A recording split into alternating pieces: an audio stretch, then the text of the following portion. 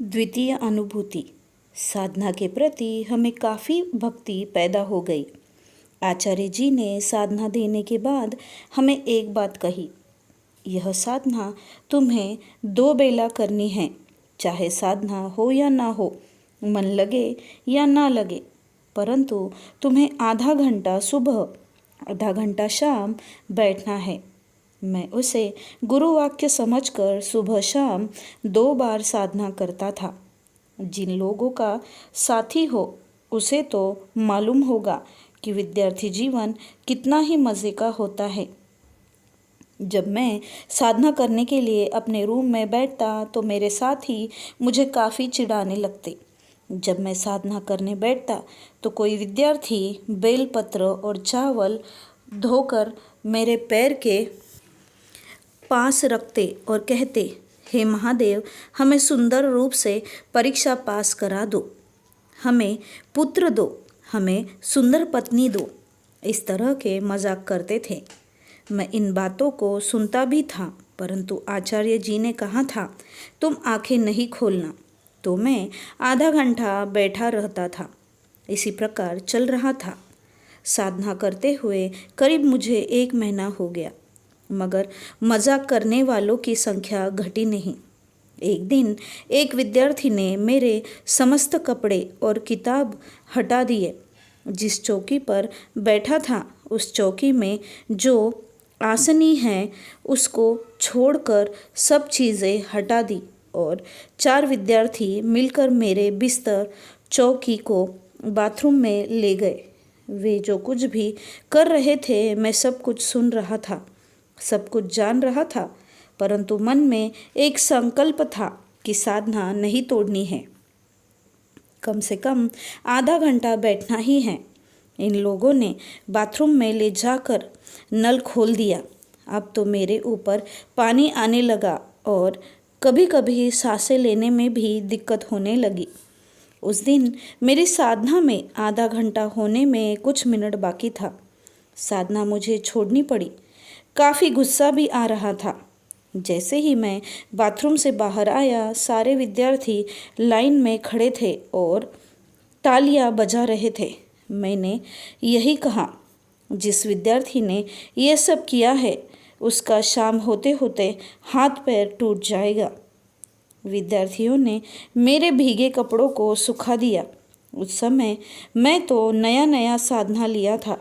मैं कोई बड़ा साधक नहीं था, अभी भी कोई बहुत बड़ा साधक नहीं हूँ। शाम का समय था। जिस विद्यार्थी ने यह मजाक किया था वह नीम के पेड़ पर दातुन तोड़ने के लिए चढ़ा हुआ था और जब दातुन तोड़ नीचे उतर रहा था और ज़मीन करीब 6 फीट मात्र रह गई थी, पैर फिसलने के कारण गिर गया और गिरने से उसके हाथ और पैर में फ्रैक्चर आ गया।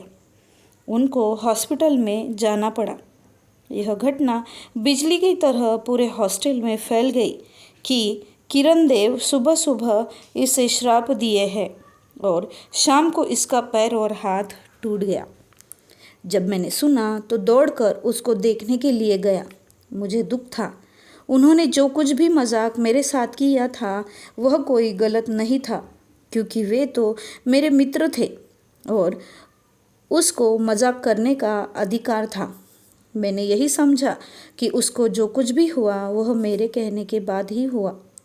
परंतु इस घटना के बाद मुझे साधना के प्रति काफ़ी निष्ठा हो गई। साधना लेने के बाद जब प्रथम दिन मेरे स्कूल में आने के बाद घंटी बजी, उसको लेकर मेरे मन में साधना के प्रति निष्ठा और बढ़ गई और उसके बाद कोई भी विद्यार्थी मजाक करना बंद कर दिया। जैसे ही मैं साधना करने के लिए बैठता वैसे ही उस रूम से सारे विद्यार्थी चले जाते। कोई हल्ला नहीं करता था। साधना करने में कोई दिक्कत नहीं पहुंचाता था। यह घटना एक तरह से मेरे लिए एक भारी वरदान था। इस तरह से मैं प्रतिदिन 2-2 बार साधना करता और प्रत्येक रविवार को धर्मचक्र में जाता था। मैं कभी भी नागा नहीं करता। साथ ही साथ मैं प्रचार प्रसार के कार्य में भी लग गया।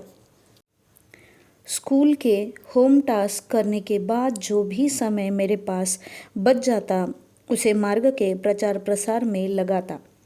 उस समय प्रचार कार्य से आचार्य सुजीत जी, आचार्य महेंद्र जी, जो आगे चलकर आचार्य संदीपानंद अवधूत हुए, आचार्य शिव जी, जो आगे चलकर आचार्य ध्यानानंद अवधूत हुए, आते थे। मैं अपने स्कूल के हॉस्टल में साथ साथ आसपास के स्कूलों और हॉस्टल में भी मीटिंग रखता था। आचार्य सुजीत जी जब भी रायपुर आए, मैंने उनके लिए हमेशा मीटिंग रखी। इस प्रकार मार्ग के कार्य में पूर्ण रूप से साथ देने लगा। 15, 16, 17 जून 1962 को तोतापुरी में कैंप हुआ था। इस कैंप में करीब 60 मार्गियों ने भाग लिया था। उसमें आचार्य सत्यानंद अवधूत थे। हमने आनंद मार्ग के प्रथम अवधूत को वही देखा था।